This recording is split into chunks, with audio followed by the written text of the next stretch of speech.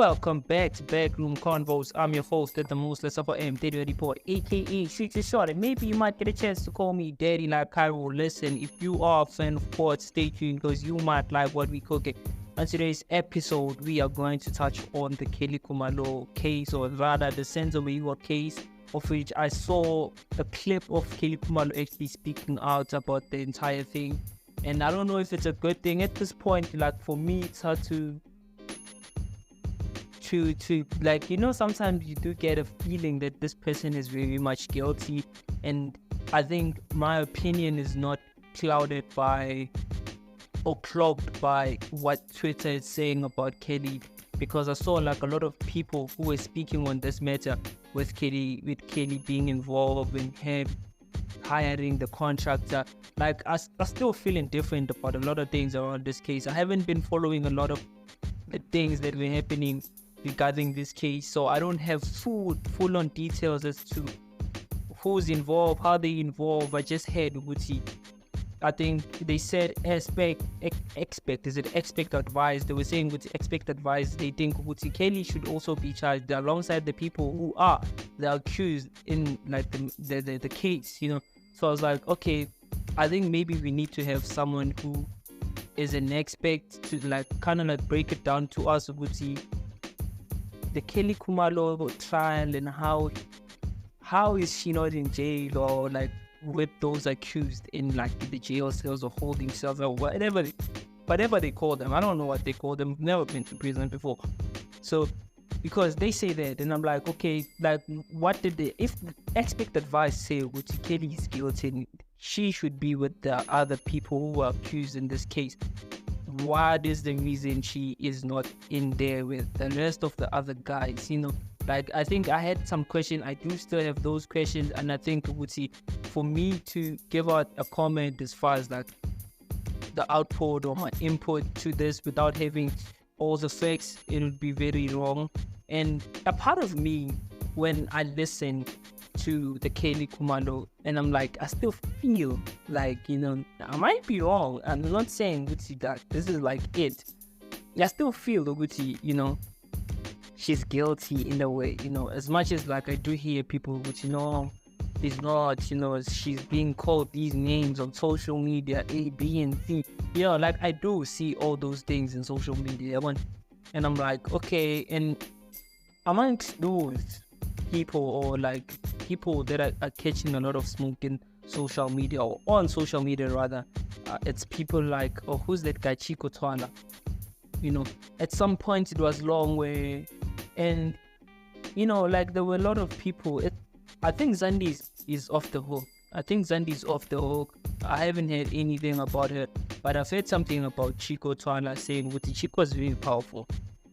Chico is very powerful, and every time, let me tell you a story. Every time I think about Chico Twana, I always think about that story. Can I king that story in Matluputu? Because I think, for those of you who didn't know, Chico Twana and where Matluputu was shot, that's like my hometown. That's where I grew up, basically. So I used to like see Chico Twana come in and out in that neighborhood, driving a Jaguar. We used to like drive a white Jaguar. I don't know if the wife still drives it or Chico is the one who's driving it, but I used to like was inspired by him, and I was like, oh, like, it's dope to see people who are famous, come into the neighborhood. Shout out to like 2 years ago, like I have nothing against them, but I think there was an episode where I was rating, and I was saying, like they're not doing enough. The community in people are just busy, and I'm sure if they had time they would come and like, assist the community in whatever way they could, shout out to them. I just had to say that, so I have nothing against Chico Twana. I don't know anything about Chico, so there's people that are saying Chico is powerful, he's the one who's like the major player here, there's just so much. And there was someone in social media, or I don't remember who they were talking to, was like, yeah, like the case is like we are closer now. I think it's the ex-wife, if I'm not mistaken. They were saying they are closer than they expected. Now it's just a matter of time where someone really breaks and, spill out the beans and talk, the truth. And rest in peace to like Ubaba Senzo, because he was laid to rest rather without even knowing, the killer of his son, and he wanted, I know people like, Madluputu.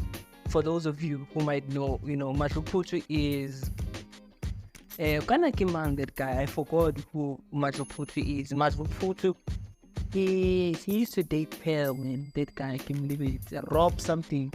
Rob Marao. So Rob Marao, they call him Madluputu. So Rob, I think he was one of the few people who were assisting in finding out and breaking down and finding out like who was behind and like the updates and updating the fans, like soccer fans who like as far as the case, this is how far it went. And Rob is, I think in my eyes, has always been someone who's willing to assist. And I think as of late there was some player that he assisted who was like bankrupt or something along those lines, and Rob was there to step in to say like, I'll assist you with your legal matters and you can get your money and you can like you can be free from all these financial strains. You deserve what you're worth. Or like like there was some robbery thing, they robbed him and the guy actually got injured. The guy got injured and he was never paid his dues, and he didn't really chase and go to courts whatever because he didn't have like the finances to fund the case, of which he might win. But like if you don't have the best lawyers, it's as good as dead. The case is as good as dead because why? You are going against one of like the biggest players in the game, the biggest teams in the game, So like that was the story. I forgot the name of the guy. I remember it, and if I do, I'll let you know or remind me for the later on episode where I'll be talking more about content that I'm receiving today. Like there is a lot of show notes, and rest in peace to Senzo, and I hope that he gets his justice. And like to Kelly, man, if she's being wrongfully accused, we do apologize. And there's just a lot. It's just a lot. We don't know what the truth is anymore. We've never known what the truth is. Actually, it's just speculation. And a part of it, you might know, there's people on the internet that are driving a false narrative. Kelly might be the one who is the one who committed or like arranged the murder, called the Sangoma and ton. There is a lot. So I understand that media can be used to drive a narrative, even if it's not here, it's not here, And I think another thing I need to like speak about is maybe her life might be in danger. If you talk about what happened, or anyone for that matter who was in that house, if they were to talk about whatever that happened, they were to be, their lives would be in danger. And like South African police are like useless, So I'm so sorry to say that, by the way. I'm so sorry to say that, but that's the truth, though. It's the truth. They might be getting death threats. If you do this, we are going to kill you. We're going to make your life a living hell. And knowing the person that you're dealing with, you wouldn't want to mess with them. And if now it's a time where it's like a display of that person's power, who's been threatening you, of like some power moves, because if you do this, it's going to end bad for you. And if now he's the one paying people off and like to drive the narrative and dun, and if he can do that, like what more can they do? Like I think that's the question to also ask it. That's if Kelly is the one who's hiding the truth or whatever the case may be. It's like, I'm just protecting my family, I can't expose, I can't say this. Zandile might be on the same page as well, or I can't say anything because I fear for A, B, and C. So I really understand that. So for those of you who don't know, so Senzo Meyiwa was shot and killed he was shot and killed, not in Forster, but in the way to the hospital, he passed on. So he was shot in 2014, October 26th. That's when he was shot. He was playing for Orlando Pirates at the time. And I'm going to give you a bit of like the stats from like the PSL, so the league. So Telkom knockouts, he was part of 2 matches, never received any yellow or red cards, never had goals. PSL appearances from 2014 to 15, he played 9 matches and 1 yellow card. And MTN 8, he played 4 MTN 8s and he only received 1 yellow card. So like that's a bit to say about Senzo Meyiwa and the stats around that, So do let me know what you think on the comment section. I'm your host with the most, Lesego M, report, aka Shoot Your Shot, and maybe you might get a chance to call me Daddy like Cairo. So when we started this episode, I didn't give you the song of the day.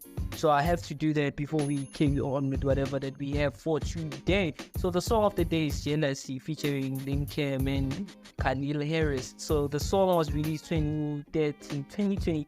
I'm so sorry for that. So it's 2023. The song is 6 minutes 30 seconds long and currently sits at 1.1 million. It's a good song, amazing song.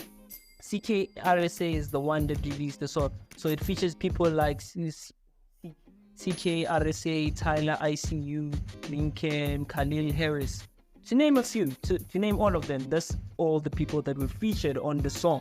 So it's a dope song. I was listening to the song while I was doing the preps for this particular episode, So yeah, man, do let me know what you think about this entire case. And if there's anybody who's informed or updated about this, let them hit us on the comment section and let us say, just send a text and say informed on the comment section, and we'll shoot you up, or like we'll try and get your details. We'll get someone to get your details, and we'll job have you on the podcast if whatever information you have is valuable enough, and we'll bring you to the platform and you'll break the case to us, to the people who are listening. There's a lot of us. There's people who are in the UAE who are listening to the podcast. Shout out to the UAE.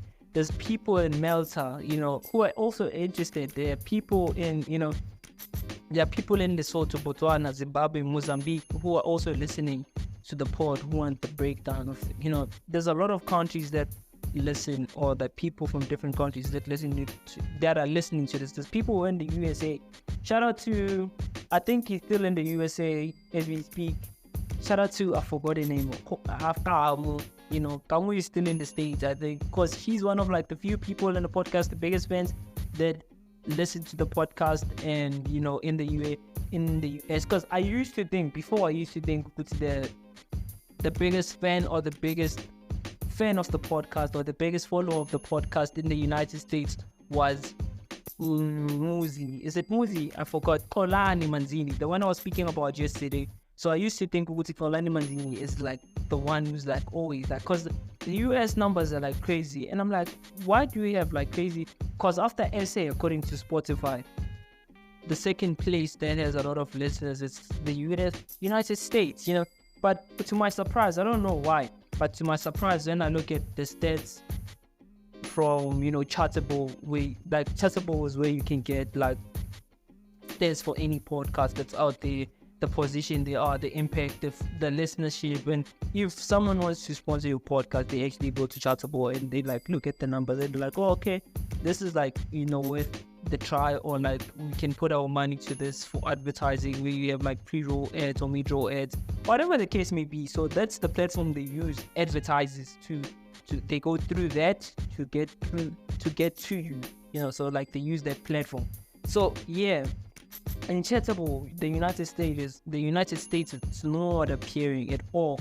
So like the question is that maybe for us to like trigger the algorithm in the United States, there has to be like a certain number we need to hit first. Like there's a threshold to say, maybe if we hit a million listeners on like the US side of things, if we hit the a million from the U, because the threshold might be 10,000, it might be 20,000, it might be 30, it might be 50, it might be 100.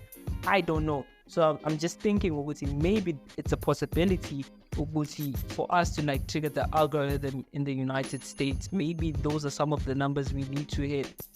Like hence it's not appearing, because we are appearing in the UAE, we are appearing in a lot of places but the United States. But according to Spotify, we are ranking in like second place from first, which is South Africa.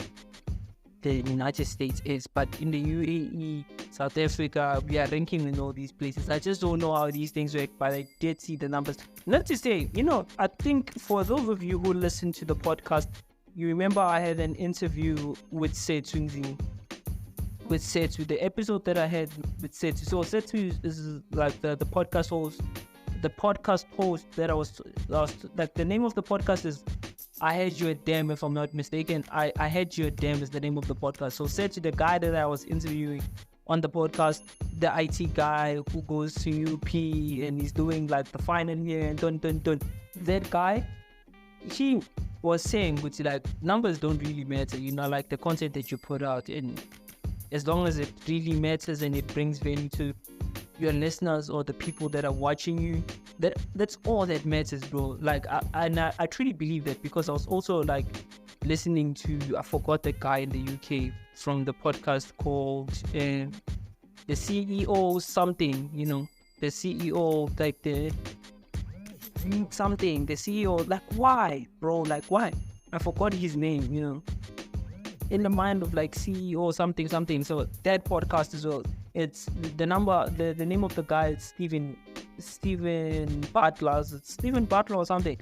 So that guy, the dialogue, so DOC is the short of dialogue CEO. So he was also saying something about that. It was like the only thing that really matters is the value that you bring to the platform, So, and there's pretty power in that. If you can really invest in like content that really matters, you won't fail people, because if you offer something, you have something to offer, there'll always be a market for that. And the algorithm, the analytics that you have, those are like the guiding light as to what you should be saying, who you be talking to, or who you are talking to rather, like those are like some of like the guiding lights into it. We are in like our 92nd episode to 100 now, road to 100 episode.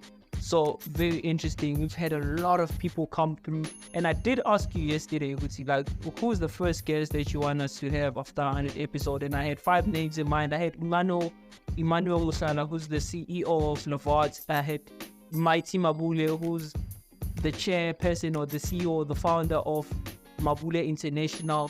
I had people like the CEO of Fitlina as well. I had people like, I don't remember the artist manager, I forgot his name. And the artist, I think he's in like Amapiano, he's doing Amapiano. I asked you in like, who in those 5 do you think we need to have first? So I didn't get anything. I didn't look at a lot of the stats. So I'll get to look at that, and whoever we bring through, it will be based on the votes that we have, or the poll that we'll have after this episode. We'll run a poll, and based on that, we'll just select the person that is coming for the 101 episode. So yeah, I think we've had it, we've worked on it, and I think I need to go to an ad break. I'm your host, the Lesego M Daily Report, aka Shoot Your Shot, and maybe you might get a chance to call me Daddy like Calvo. Please do not forget to follow, like, and comment to get a notification for each and every time we drop a new episode. Let's meet after the break. Cheers.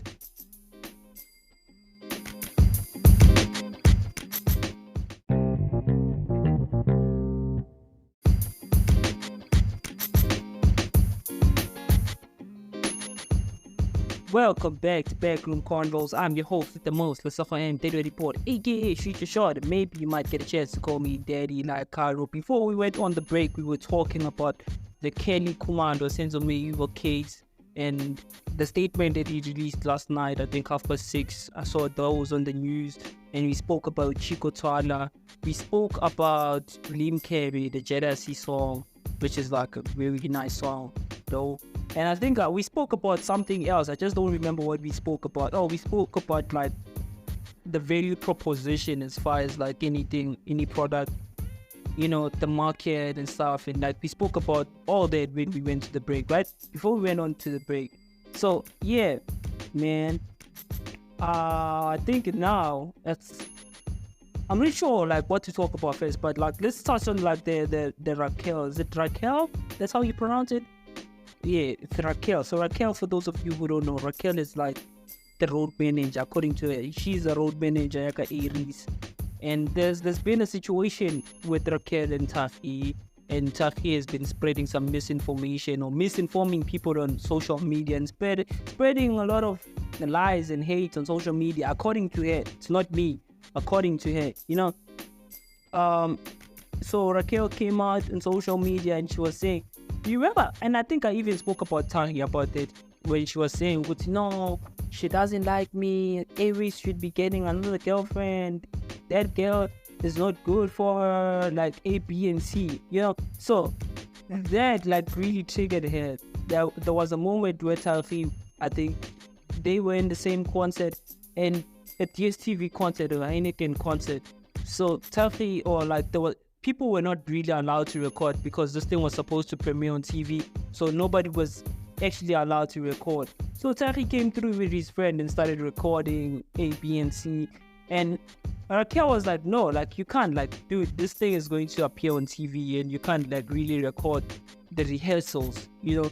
And I think from what she said, she said, no, like I saw the guy is the guy who was talking on social media. And before that, she said they did meet, and Thakgi was like, yeah, I know you saw my videos and blah blah blah. I don't really remember the words in between. It's like, I know you saw that video, and Rickelle was like, I was confused because I've never seen this guy. I don't know who he is.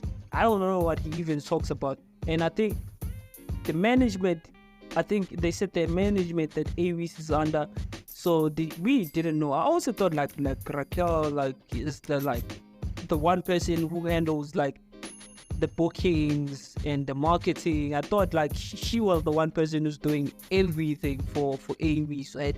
So she broke it down. It's like, nah, I don't do anything. I'm just a road manager for Areece. Any other thing is done by his management.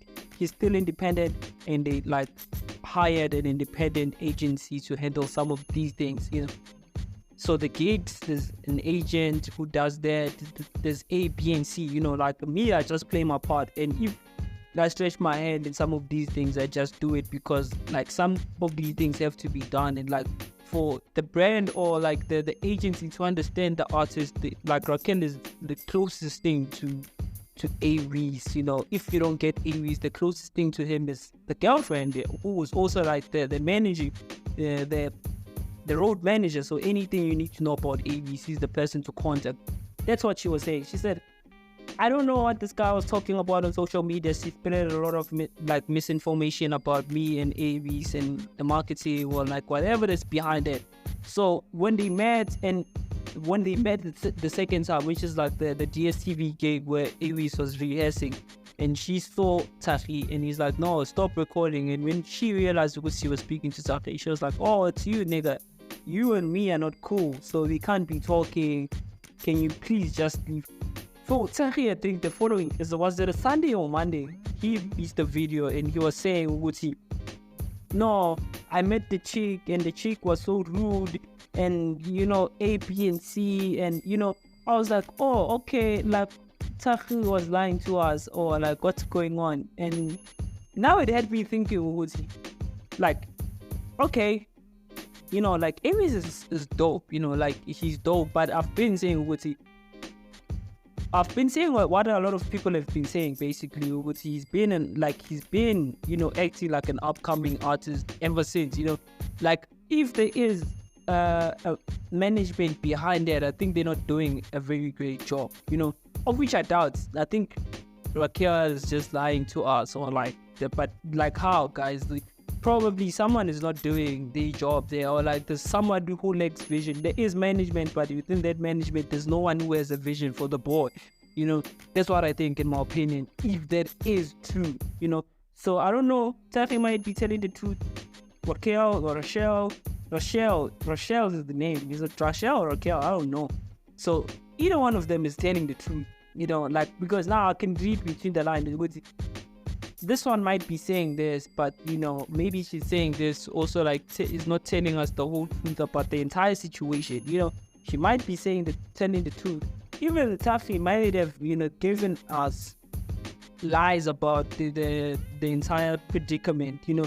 They might have both lied to us, but it's our job to like really read between the lines. It's okay, put A and B and make it make sense, because like there's no way that you can be signed under management and still perform the way Areece is huge, bro. Like, it's very influential, but for the fact that he's being treated like an upcoming artist, and that's solely because of the management that we thought he didn't have, you know. Like, we never knew because of how everything is. That's why we had to put it on her, because we always saw that in the presence of Areece, we always saw her. She was taking pictures, drinks, everything, like that's all we saw. We never knew that there was people behind Areece like that, So yeah, that's my point when it comes to like that entire situation. And I had Thakgi. I'm just now still waiting for Thakgi to respond, which is like, oh, okay, like she said this, you said this, and and she, mind you, like I think she made the TikTok strictly to address the misinformation that's being spread. She did say, I'm not on TikTok, I'm not a fan of TikTok in any way. Like me, I just do my thing and just, away, and I just go do my thing. Like really, social media, it's not me. It's what she came and said, and like, I'm done with this. I just came to address that. And if that bro doesn't apologize, me and them, or me and him, will never be in the same page, or me, Areece, and him will never be in the same page. That's what she came to social media to say. Other than that, like I don't think she had anything else to say. She was addressing that, and it's like, I'm done with this. I just said to address it because clearly there's a lot of misinformation, and this guy is the one who's like in front of all of this, and I need to just address it. And like, shout out to her for like really standing up and saying, as the artist manager, as an artist manager, and I'm being put in a position where lies are being said about me, so I need to come out and like really speak up and say, that's not true. Definitely it's misinformation, So she did that, came out and spoke her truth. And by the time the video was released, I think there were about 100 comments, 100 comments speaking on her, and a lot of people, they were saying, but whatever she's saying is true. It had about the video. When at the time I was going to look at it, it had something like 3.7 likes, so it was shared something like 48 times, so that when I went through, maybe Thakgi will see it, maybe he won't. Then somebody really take Thakgi and say, to come in here what he's saying about you, hopefully then she'll come out and reply to them. So one thing I wanted to address even, so Thakgi made the video as well, but he was speaking about the event. You remember I did come to the podcast and say Thakgi is also the MC of the Shebes one-man show, and a lot of people are saying they enjoyed, but they had one problem with that guy called Urambo. They were saying he insists on doing everything, bringing everybody to do certain things about, So I was also confused with that situation, because I think when Shebes went to podcast and she was like, yeah, my wife does everything. And now I'm being informed there's also like a guy by the name of Rambo who's doing A, B, and C. And the reason that the platform, or like the one-man show, didn't like it really have an edge as a one-man show should, it's because of that guy. He wants to do everything. He doesn't want to share, the duties or the work or the responsibility with, to delegate, like, do this, do that, do that. He wants to be at the gate. He wants to be at the stage. He wants to fix the riders. He wants to do everything, but that's not how it works, because now at this point, everybody looked at the show and they found it fine. It was a fine gig, but like not for one. I agree with Thakgi in that it wasn't like a one-man show standard, Whereas one-man show, you need to stand out. That for people to be like, like that one-man show is one of a kind. You need to like have that particular. You have to have a USP in particular. With Kez, he had like the stage. Kanye also did that one-man show when he released the album. I forgot the name of the album. When he released the album, he was also like doing crazy stages. Casper also like did some crazy stages. Bobby Cooper did some crazy stage. He did like a mad entrance when she came like flying in the air. I think someone who Drake did something that's so dope. He had like the Porsche, I think F20 Porsche. His F20 Porsche was flying inside the arena where he was performing. So in that sense, I do agree with Thakgi when it comes to that, because I understand not a lot of people would understand about this, not a lot of people would understand, I got distracted there, so sorry. So not a lot of people would understand that, but at the same time, I'm like, it's a learning curve. Everybody's still new in their positions, and Shebes is trying to empower everybody, but at the same time, they're learning. It's good that they see those mistakes whenever, maybe next year, if Shebes is still relevant, hopefully he still is, they will get to fix on some of the mistakes they made. Now they know, which is like, this is like the brand, or like the power of the brand, you know. We can do so much. Shout out to Lamborghini Wine as well, because they were sponsoring the entire event. For those of you who saw the poster, you know, which is the colors, the theme of the poster was the colors of the rainbow. Not the rainbow, man. The Lamborghini brand, because it has like color orange, color black, silver. It has that. And shout out to everybody. McG was also there as well. He was performing. Soap and Luga was there as well performing. So like, shout out to them, man, for pulling through for the boys. So yeah, that's all we have for today's episode. So the book of the day. I think I deleted the page that had the book of the day. But so yeah, the book of the day is the body power. Body power. It's not the body power. It's body power. The author is Venom Coleman. So the book was released 1983. So on Goodreads it's ranking 3.9 out of 5. On AB Books it's ranking 4.4 out of 5. It's a good book. Good book. Those are like good rankings, you know. So it doesn't have any Google rankings. So I assume this is like, it was releasing a lot of hard copies when it was released initially, or when it was published rather. It was more of like the traditional way. That's why you don't have any Google reviews, because, you know, Google is still new in comparison to 1983 when the book was released. So do let me know what you think about the book on the comment section. Is it worth the read? Still haven't finished the psychology of money, the book, you know. So I'm still reading on that. Do let me know in the comment section if this is worth the read. Let us all know, man. Don't forget to follow, don't forget to like, don't forget to comment. I'm your host with the most, Lesego M, Daily Report, aka Shoot Your Shot. Let's meet later on in another amazing episode of Backroom Convos with Lesego M. Cheers.